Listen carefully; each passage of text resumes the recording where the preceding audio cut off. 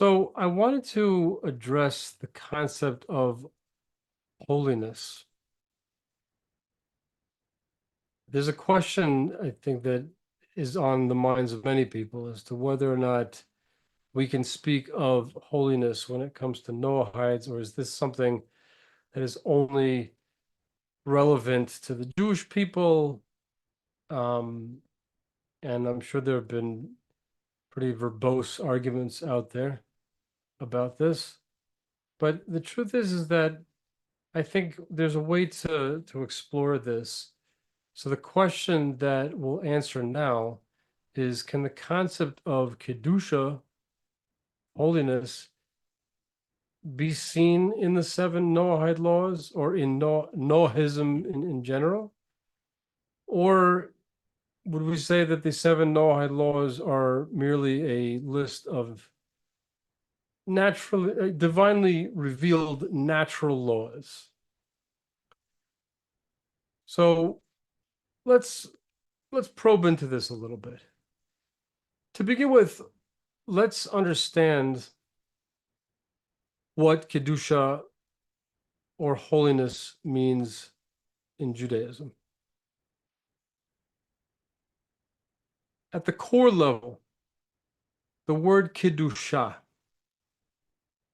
signifies separation and dedication. In other words, it's about taking it out of the general world and dedicating it to something particular. In Jewish relationships, in Jewish marriage, we see Kedusha in the concept of Kiddushin, same root, you can hear it. And the idea here is that the bride becomes betrothed to her groom. But here, when we say Kiddushin, when we describe that from a Torah perspective, what that means is that this woman is being separated out from her availability to the whole world's male population and entering into an exclusive, dedicated relationship with this one man. So what happens is that the act of dedication and exclusivity that we achieve through Kedusha, Kiddushin, transforms a relationship into something that is sacred and holy. In other words, not a free-for-all, not something that is available to everyone at any time, with whomever, whatever, whenever. That all of a sudden there's a context for it. It's separated out. Okay? I think that when we think about the word holy, or heilig, if you speak a different language, there's our image of things is colored very much, I think, by the past 2,000 years of Christianity. So there tends to be, you think of the word holy, or you think of the word sacred or sanctified, and you hear like an angelic chorus going on, and like people with halos and like cherubs floating all over the place. Or if you're a rock and roll addict like I am, you think of like hubcap diamond star halos. Now, if anybody gets that reference, you will have my undying love till the end of time. Feel free to put your answer into the chat. But in any case, I think that what we need to do very often is strip away a lot of that imagery, which is so prevalent all over the place. Whether it's Christian art or music or liturgy, or whatever it is, there's been a massive amount of material that has been disseminated in the world and kind of, I think, colors our perception of what this idea means. Here, again, we're boiling it down to something very simple, which is taking something out of the general and placing it in the particular. So when it comes to time can be holy. Of course, we see in the Torah the idea of Shabbat, a holy day of rest. The Chagim, the Yomim Tovim, the festivals, the Jewish festivals, which mark time as sacred and distinct from the mundane. Okay, this is not just like Tuesday. This is the idea of Shabbat, at least for Jews, right? It's not Tuesday. This is Shabbat. This is not a day where you just do anything. We stop. There's a million laws associated with it. I understand that is not a Noahide practice. It's specifically not a Noahide practice, right? In other words, Shabbat is something that is very specific to the Jewish people. It is the spiritual boundary between the Jewish people and the B'nai Noach. However, any of us, all of us understand that Hashem created the world in 6 days and rested on that day. And for that reason alone, it's a holy day. It's a day that has special significance, and all of us are able to recognize that in some way. Right? Even if it's just us wishing each other Shabbat Shalom so that we have this like in our consciousness, that days are not generic, that time isn't generic. So again, sanctifying time also elevates it from the mundane to the sacred. There can be holy places. For example, the land of Israel. The land of Israel is called Eretz HaKodesh. There's that word again. Eretz HaKodesh, the Holy Land,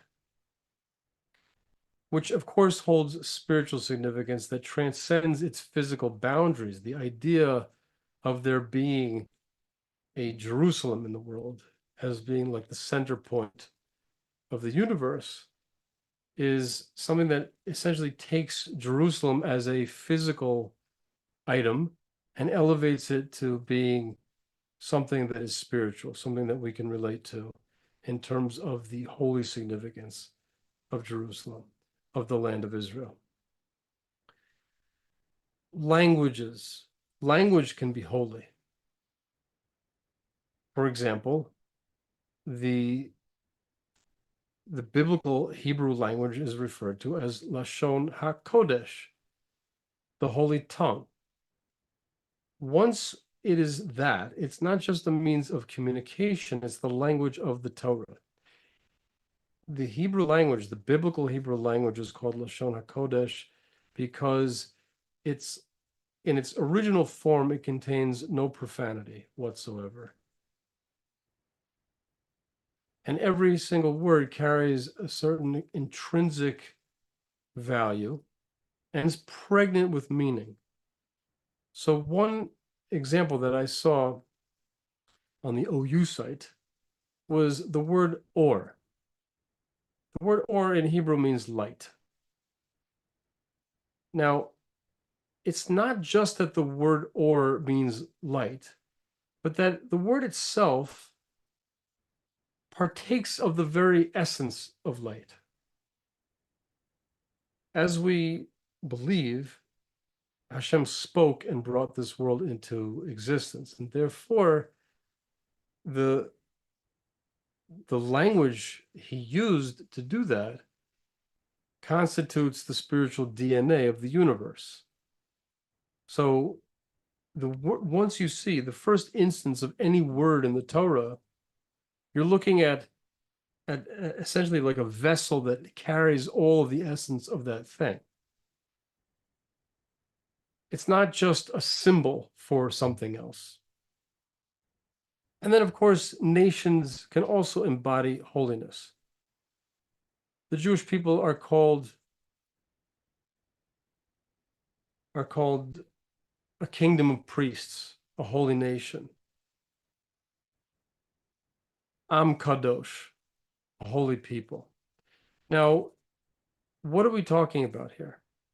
Because we have all sorts of expressions like holier than thou, which makes it sound like better than you. And that's not what is meant here. how are the Jewish people Am Kadosh, in the sense that they were separated out from the rest of humanity for a particular mission? Literally plugging into our idea of Kedusha, of holiness, meaning separation from. And a designation like Am Kadosh raises the ante. It raises the stakes. It calls upon the people that carry that title to exemplify a certain type of conduct and a certain type of sanctity in our purpose here in this world. But it's not meant as better than. There could be spiritual explanations as to what are the specific qualities of different types of people's souls. But I don't want to get into that so much because it's not practical for us. And it's not something that is particularly usable. What are we going to do? We're just going to sit here. Well, my soul's bigger than your soul. I mean, it's like, let's try to stay focused on where we can implement things. If we turn to the 7 Noahide laws, these laws were given to humanity through Adam HaRishon and Noah. Now, Noah, I think the reason why they are called Noahide laws is because there seems to be more voices that agree that the full 7 were given to Noah, meaning to say, the last of the 7 being the prohibition against eating the limb of a live animal. Theoretically speaking, Adam would have not needed that one because he was not allowed to eat meat. So he would not have needed a law prohibiting him from eating the limb of a live animal. Although there are other opinions that hold that he was allowed to eat meat, just not to kill animals. These laws form a universal moral code. The question is whether these laws merely serve as a universal ethical foundation, or if they also encompass aspects of Kedusha.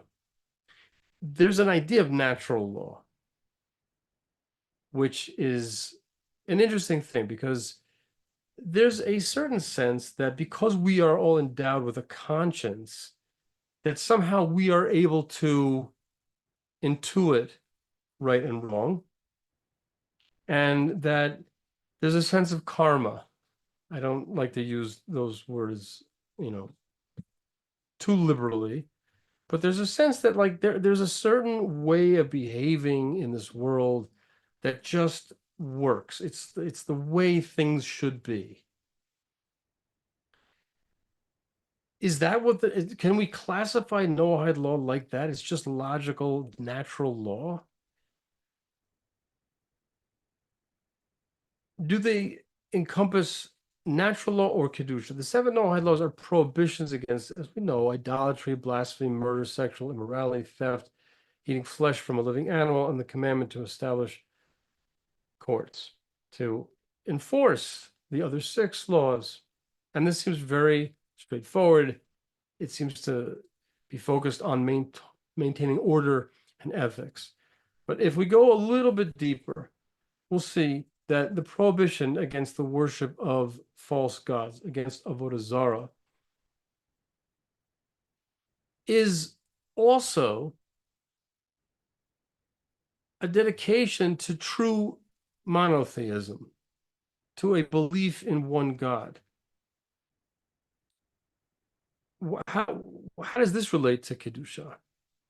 If we go along with our explanation of Kedusha, meaning separation and specificity, then in a certain strange way, to the uneducated person who was on a spiritual path, especially in the ancient world, you had this whole smorgasbord of deities you could have worshipped. And what the Torah comes to teach us is that one of these deities is the actual one, as opposed to the other ones which are completely false and illusory. So once a person dedicates themselves to a belief in one God, in one Hashem, what they've done is they have separated him out from all false beliefs. There's a kind of a holy belief here. There's a holy way to look at the creation of this universe as having one single creator.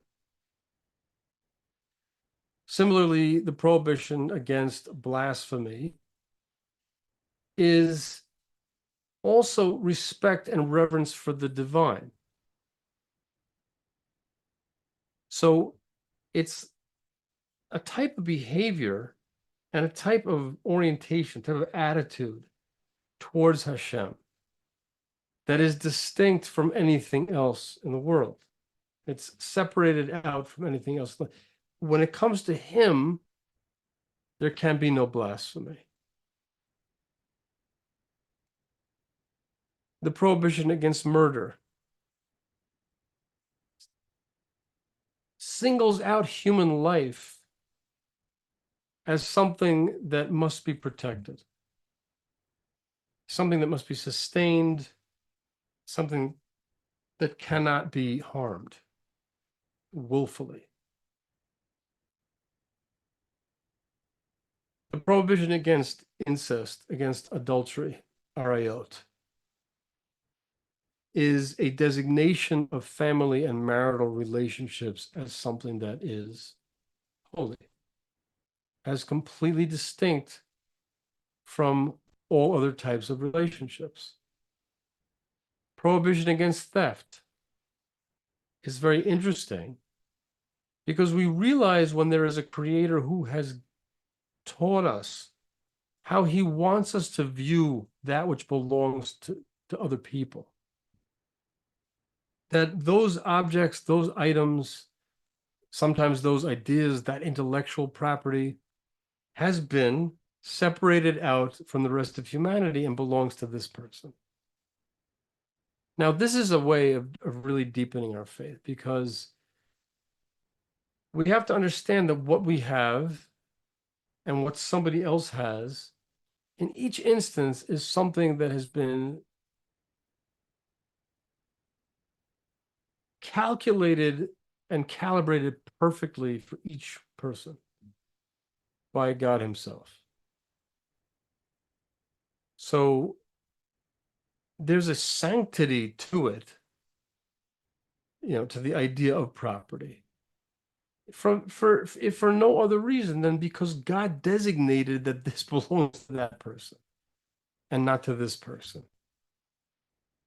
Very often there are discussions that are had as to whether or not, a capitalist or a communist system works best with Torah, with Torah law.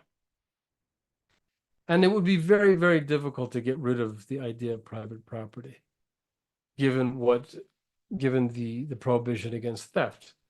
The idea that you can simply confiscate things that belong to someone else would seem to go against that. However, the Beit Din does have the power sometimes to render something ownerless, but you have to render something ownerless in order to transfer property from one person to another if they don't give it themselves.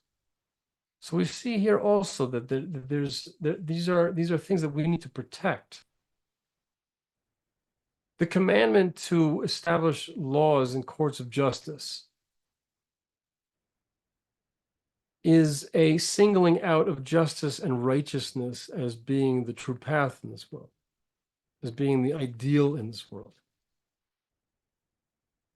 And then the prohibition against eating the flesh of a living animal also gives this world's living creatures a special place, in the sense that we are to show compassion to them and to sustain an environment, to act in a sense of stewardship in this world, to help maintain the environment in which they live, because there's nothing that's been created for no reason whatsoever. Gemara actually asks, okay, what are mosquitoes for? But there are creatures that eat them, they are food for somebody, and so they are here. We really don't human being, but we have this variety here in Israel. Very interesting. They're called Asian tiger mosquitoes. And basically they came in a few years ago and completely obliterated the other kind. And they bite you, but they don't make any noise. So once you have that, like that's fine. You can bite me as much as you want. Just don't buzz in my ear when I'm just about to drop off to sleep and completely shock my system. It drives me nuts. And then I start slapping my own head, but I never get them. It's ridiculous. Um, okay. In other words, just going back over that again, reverence for worship of the one true God is certainly a form of Kedusha. A prohibition against uttering a curse against God is a key aspect of holiness in the sense that it reflects respect and reverence for Hashem.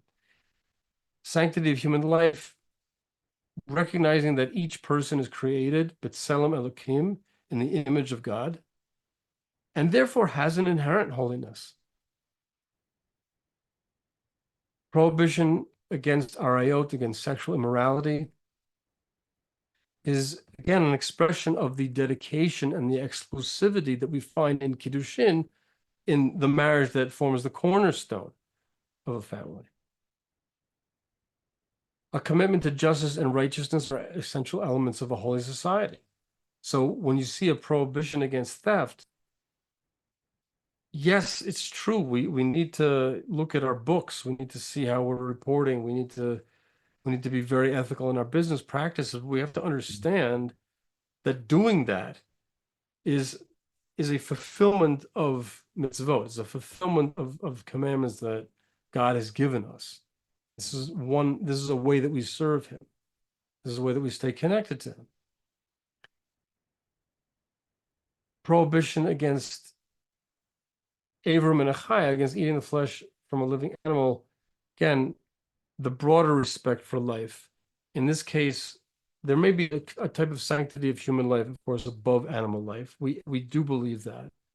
That is actually an essential Torah belief, which comes sometimes to the dismay of animal rights activists and dog lovers. But the truth is that we need to look at human beings as that their life, has the greatest level of holiness and is deserving of the greatest level of protection.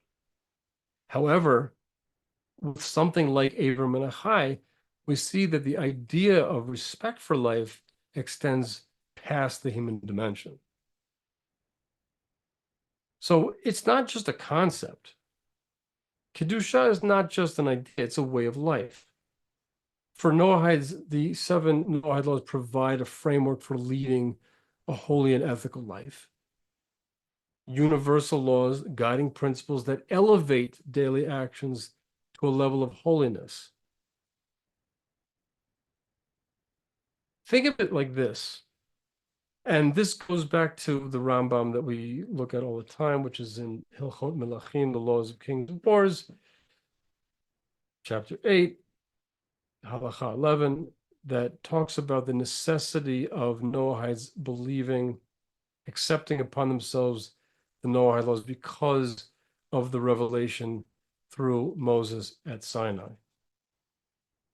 Think about who is the source of these laws. How can observing them not bring a person out of the mundane into a holier existence? When we look at the societies that we live in today, our ability to step away from what everybody is doing to implement what the Torah wants from us absolutely creates separation. Doesn't mean that we don't interact and that we don't exercise our kindness with other people. It just simply means that we are creating a zone for ourselves, really for humanity itself, which is God-oriented, which is Torah-oriented, which is not just reflecting whatever's running around on Instagram and on Facebook and on YouTube. It's a deliberate, sanctified life.